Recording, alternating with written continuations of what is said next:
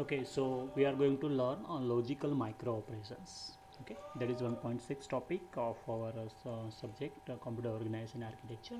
Okay, here we will not learn about logic micro operation because we know what are the logic micro operation. There are basic logic micro operation and, or, not, and, XOR.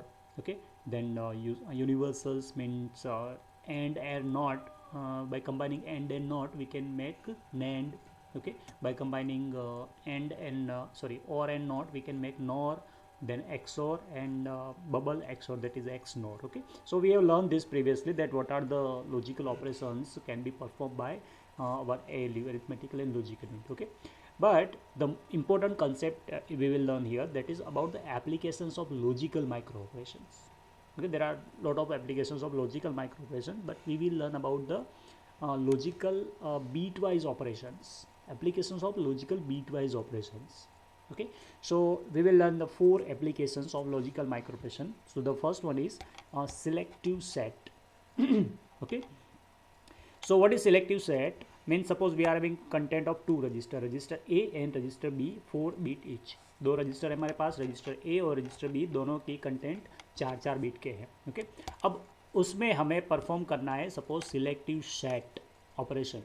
Okay, तो what it mean, it will, when we'll perform selective set on content of register A, okay, and the B, then what will happen, it will sets 1 in register A where there are corresponding 1 in register B. Okay, suppose ये content है हमारे register A के, ये content है हमारे register B के.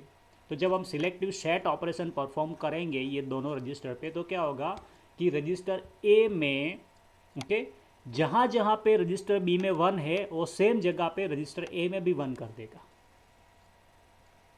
Okay, it will set 1 in register A where there are corresponding 1 in register B. Suppose ये example है, सपोज रजिस्टर A के कंटेंट है इनिशियली 1001, रजिस्टर B के कंटेंट है 0111.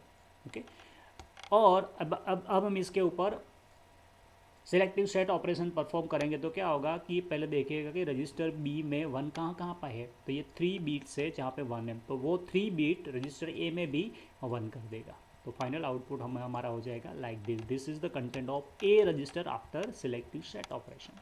कि यहाँ पे 1001 था तो यहाँ पे तीनों 1 है तो ये तीनों बीट भी 1 हो जाएगा, तो अल्टीमेटली चारों के 4 1 हो जाएंगे. Okay, so this is the one application of logical micro operation and it is ultimately can be performed by OR micro operation. Suppose ये रजिस्टर ए के कंटेंट है, रजिस्टर बी के कंटेंट है, उसके साथ हम ऑरिंग ऑपरेशन करेंगे तो ये इसके सिमिलर होगा. Okay, now next application is selective complement.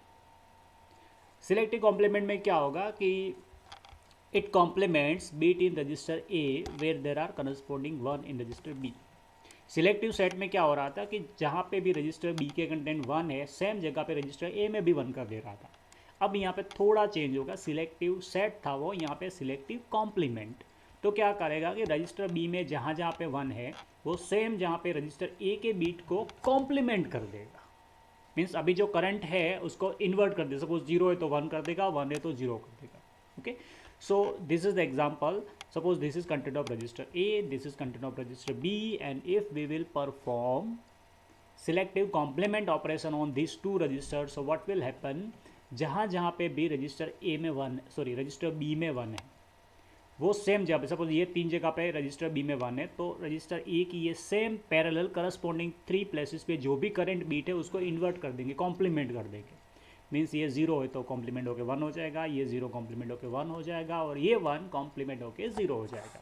So final output होगा ये 3 बिट में जहाँ पे हमारे बी में 1 है तो वो सेम 3 बिट पे रजिस्टर ए के बिट कॉम्प्लीमेंट होके 001 है वो भी 110 हो जाएंगे. तो हमारा फाइनल आउटपुट हो जाएगा 1 and 110. So this 1 and 110. This is the final result of register A after performing selective complement, and this can be performed by performing XOR of content of register A and register B.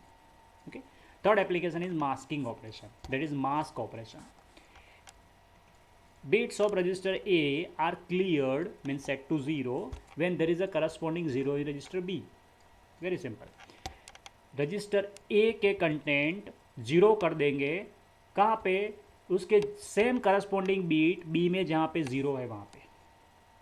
Okay, सो पिछले में हम 1 check करते थे register B के, जहाँ पे 1 है वहाँ पे कॉम्प्लीमेंट करते थे, या जहाँ पे 1 है वहाँ पे सिलेक्टिव सेट हो तो उसको 1 करते थे। लेकिन यहाँ पे क्या हम 1 बी रजिस्टर की में 1 चेक नहीं करेंगे, we will check for the zeros in register B. तो ये एग्जाम्पल है हमारा, सपोज ये रजिस्टर ए के कंटेंट है, रजिस्टर बी के कंटेंट है। अब देखेंगे रजिस्टर बी में जीरो कहाँ कहाँ पे है, तो this place and this place यहाँ पे जीरो है, तो उसके सामने उसके करस्पॉन्डिंग ए के बीट को भी हम जीरो कर देंगे, तो ये बीट हमारा हो जाएगा जीरो। फिर यहाँ पे बी में जीरो, तो ये बीट भी हमारा हो गया जीरो, सो ये आउटपुट हो जाएगा 1 and 000। Okay, and this can perform by using ending operation. Okay, when we perform AND of register A and register B's content, the final result will be the masking operation. Okay, देखिए हमें पता है कि A में दोनों beat में से कोई एक भी जीरो रहा तो रिजल्ट जीरो हो जाएगा, जैसे ये जीरो हो गया, ये जीरो हो जाएगा, ये जीरो हो गया, यहाँ पे दोनों 1 1 है तो result will be 1। So this is ultimately output ANDing operation and it is performing mask operation. Okay, and the fourth application we will learn is a clear operation. It clears B to register 0 in register A where there is a register A where beats of register A and register B are equal. Okay, ये mask operation के जैसा ही है। करना क्या है कि register A के beat हम जीरो कर देना है। कहाँ पे जीरो करना है, तो मास्किंग में हम ये करते थे कि जहाँ पे बी के भी जीरो है वहाँ पे ए के भी जीरो कर देना है, लेकिन यहाँ पे ऐसा नहीं करना है। यहाँ पे थोड़ा डिफरेंस है, रजिस्टर ए के कंटेंट जीरो करने, लेकिन कहाँ पे, वो सेम पोजीशन पे जहाँ पे ए और बी दोनों के बीट इक्वल हो। फॉर एग्जांपल हमें पहले देखेंगे कि ये हमारा रजिस्टर ए के कंटेंट है, this is content of register B. Okay, अब हम देखेंगे दोनों के बीट इक्वल इक्वल कौन सी पोजीशन पे है। ओके, तो जो भी पोजीशन पे दोनों बीट इक्वल हो वो पोजीशन के पे ए रजिस्टर में हम ज़ीरो कर देंगे। फॉर एग्जांपल यहाँ पे देखेंगे तो ये पोजीशन हुई जहाँ पे बीट इक्वल है, तो रजिस्टर ए का ये बीट ज़ीरो कर देंगे। ये पोजीशन जहाँ पे अनइक्वल है तो कुछ चेंज नहीं करेंगे। ये बीट है ए के और बी का, ए का और बी का करस्पॉन्डिंग बीट अनइक्वल है, यहाँ पे 0 यहाँ पे 1 है, तो कुछ नहीं करना है। यहाँ पे ओके, यहाँ पे बीट है 1 और यहाँ पे बीट है 0, ये भी अनइक्वल है तो कुछ नहीं करना है। तो कुछ नहीं करना है मतलब कि जहाँ पे हमें दोनों बीट इक्वल ना मिले वहाँ पे 1 कर देना है, और जहाँ पे इक्वल मिले वहाँ पे हमें 0 कर देना है। Okay, as return clears bits of register clears bit 0 in register A where the beats of register A and B are equal। okay, जहाँ पे इक्वल है वहाँ पे रजिस्टर ए के कंटेंट 0 कर देने हैं, और जहाँ पे इक्वल नहीं होते हैं वहाँ पे रजिस्टर ए के कंटेंट हमें 1 कर देने हैं। So it is ultimately the XOR operation, because we know that in XOR operation if both bits are equal it gives 0 output, and both bits are unequal it will give 1 output. okay, so these are the 4 applications of logical operations, that's it।